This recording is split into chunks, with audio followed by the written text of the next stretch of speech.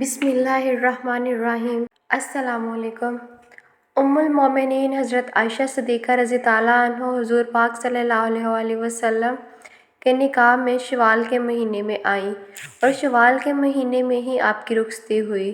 حضرت ابن عمر فرماتے ہیں کہ ام المومنین اسی وجہ سے یہ بات پسند کرتی تھیں کہ ان کے خاندان اور دوسرے تعلق دار لوگوں کی خواتین بھی اپنے خاوندوں کے پاس شوال کے مہینے میں ہی جائیں۔ ام المومنین حضرت عائشہ کے فضائل میں سے ہے کہ حضور پاک صلی اللہ علیہ وآلہ وسلم نے آپ کے علاوہ کسی دوسری کنواری عورت سے شادی نہیں فرمائی، اور حضور پاک صلی اللہ علیہ وآلہ وسلم اپنی تمام ازواج مطہرات میں سے حضرت عائشہ سے سب سے زیادہ محبت فرماتے تھے، یہاں تک کہ آپ رضی تعالیٰ عنہ اگر کسی چیز کی خواہش کرتی تو رسول اللہ صلی اللہ علیہ وآلہ وسلم پورا فرماتے۔ ایک سفر کا واقعہ ہے جب حضور پاک صلی اللہ علیہ وآلہ وسلم نے ام المومنین حضرت عائشہ رضی تعالیٰ عنہ کو نہ پایا تو فرماتے ہیں، ہائے میری دلہن!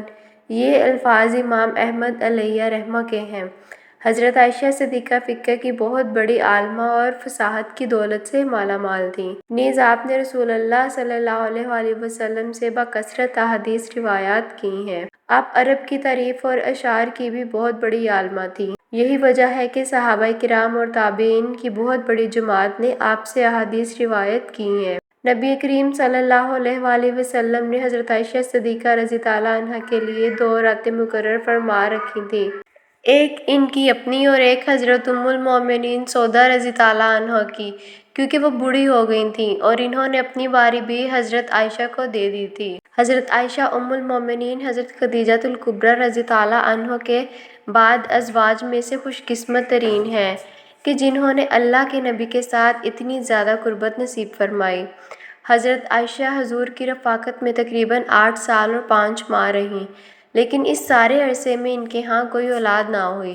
جب نبی کریم صلی اللہ علیہ وآلہ وسلم کے صاحبزادے حضرت ابراہیم رضی تعالیٰ عنہ کی حضرت ماریہ رضی تعالیٰ عنہ کے بدن اقدس سے پیدائش ہوئی تو حضور صلی اللہ علیہ وآلہ وسلم کی باقی تمام بیویاں رشک کھانے لگیں اور انہیں یہ بات گراں گزری۔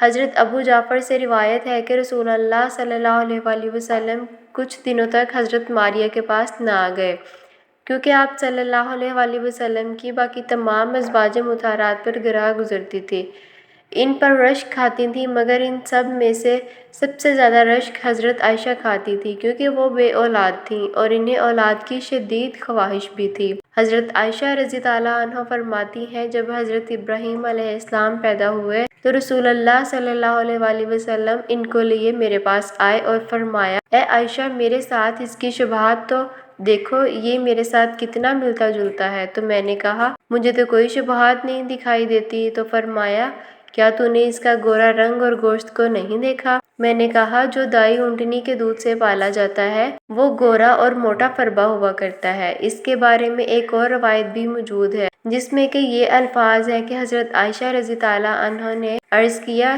جسے بھیڑ کا دودھ پلایا جائے وہ فربا اور گورا ہوتا ہے۔ ام المومنین حضرت عائشہ رضی تعالیٰ عنہ نے یہ کیوں فرمایا؟ جس کے بارے میں محمد بن عمرو کہتے ہیں، حضرت محمد صلی اللہ علیہ وآلہ وسلم کی چند بھیڑ بکریاں حضرت ابراہیم علیہ السلام کے واسطے مخصوص کی گئی تھیں اور ایک اونٹنی کا دودھ بھی انہی کے لیے خاص تھا، یہی وجہ تھی کہ ان کا اور ان کی والدہ کا جسم اچھا تھا۔ محترم ناظرین، یہاں پر آپ کو ایک اور اہم بات بتاتی چلوں کہ سیدنا عائشہ رضی تعالیٰ عنہ کی کنیت ام عبداللہ تھی، لیکن عبداللہ آپ کی اولاد نہیں تھے، جو کہ آپ کے بھانجے تھے، جو کہ حضرت عبداللہ ابن زبیر رضی تعالیٰ عنہ ہے۔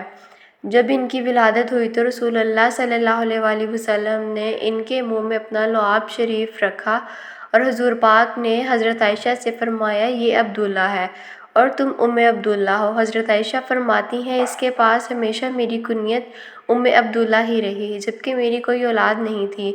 اس ضمن میں ایک روایت یہ بھی ملتی ہے کہ جتنا عرصہ حضرت عائشہ رضی تعالیٰ عنہ حضور پاک صلی اللہ علیہ وآلہ وسلم کے ساتھ رہیں، ان کو ایک حمل بھی ہوا، لیکن کچھ عرصے بعد وہ ضائع ہو گیا۔ شارح بخاری امام احمد بن محمد علیہ رحمہ نقل کرتے ہیں، اس بات کی کوئی اصل نہیں ہے، آپ کو ام عبداللہ صرف آپ کے بھانجے کی وجہ سے کہا جاتا تھا۔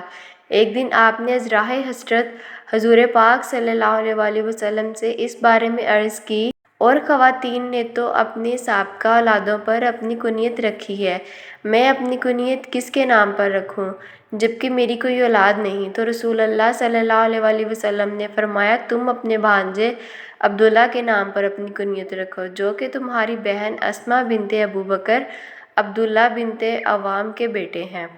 پس جب سے آپ کو عبداللہ کی کنیت سے پکارا جانے لگا۔ دعا ہے کہ اللہ پاک اسلام کو پھیلانے کی ہماری اس کاوش کو اپنی بارگاہ الہی میں قبول و منظور فرمائے اور اسے ہمارے لیے اجر عظیم اور صدقہ جاریہ کا باعث بنائے۔ امید کرتی ہوں آپ کو ویڈیو اچھی لگی ہوگی۔ ویڈیو اچھی لگی ہو تو ویڈیو کو لائک کریں اور چینل کو سبسکرائب کر لیں تاکہ ایسی اچھی معلومات آپ تک پہنچتی رہے، اور اس ویڈیو کو دوسروں کے ساتھ شیئر ضرور کریں۔ رب العزت آپ کا اور میرا حامی ناصر دعا میں یاد رکھیں۔ اللہ حافظ۔